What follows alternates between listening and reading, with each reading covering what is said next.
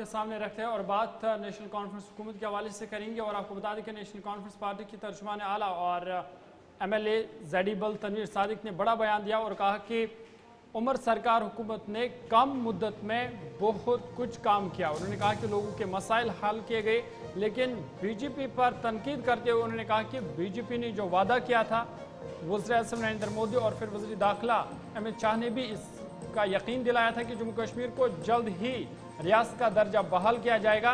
लेकिन उन्होंने कहा कि भारतीय जनता पार्टी या जो मरकजी हुकूमत है, उन्होंने ये वादा अभी तक भी पूरा नहीं किया है। उन्होंने कहा कि असेंबली की पहली सेशन में नेशनल कॉन्फ्रेंस ने खुसूसी दर्जे का मसवदा पास किया।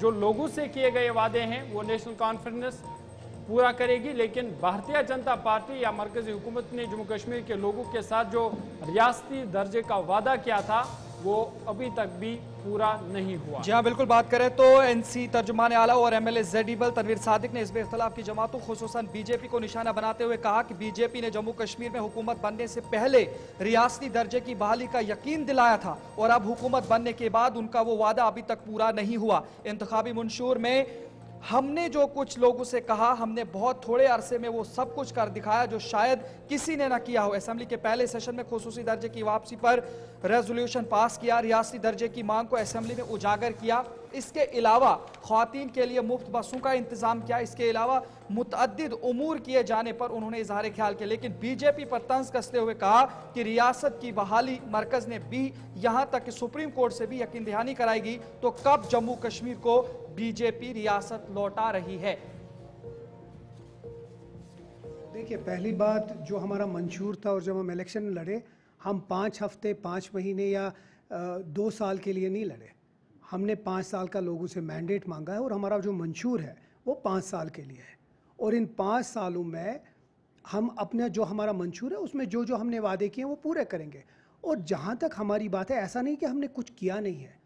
चाहे अशोक कौल साहब या LOP साहब या PDP को बुरा लगे, लेकिन पहले ही साल में हमने स्पेशल स्टेटस का रेजोल्यूशन असेंबली में फुल मेजॉरिटी से पास किया। पहले ही कैबिनेट मीटिंग में उमर अब्दुल्ला साहब ने स्टेटहुड की जो डिमांड है उसको प्राइम मिनिस्टर साहब और होम मिनिस्टर साहब के पास ले गए। उसके अलावा पहली बार जो बजट जम्मू कश्मीर का है वो यहाँ की अवामी सरकार ने किया।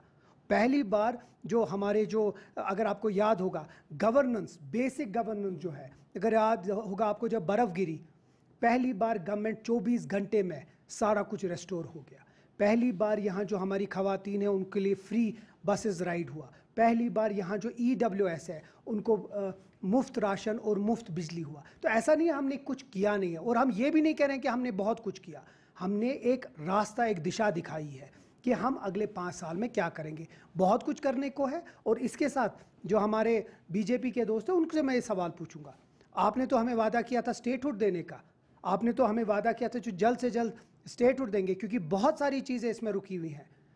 हर किसी चीज़ में कहीं ना तो कहीं रुकावट ला रहे हैं, लेकिन उसके बावजूद में जो UT में हम लोग कर सकते हैं हम कर रहे हैं, हम रुक नहीं रहे हैं। लेकिन काश ये स्टेटहुड जल्दी रेस्टोर होगा। जो अवामी प्रॉब्लम्स है उसको हम जल्द से जल्द हल करेंगे। लेकिन जो हम पे तनकीद कर रहे हैं, इससे पहले कि हम पे तनकीद करें, पहले ये हमसे सवाल करें कि यहाँ बहुमत से नेशनल कॉन्फ्रेंस की हुकूमत आई है, और न सिर्फ सुप्रीम कोर्ट, न सिर्फ प्राइम मिनिस्टर इस मुल्क के, हर एक तरफ से हमें वादा किया गया है कि स्टेटहुड रेस्टोर करेंगे। वो क्यों नहीं है? वो क्यों नहीं? यहाँ के लोगों के मैंडेट की इज्जत क्यों नहीं की जा रही है? तो जो हम पे तनकीद कर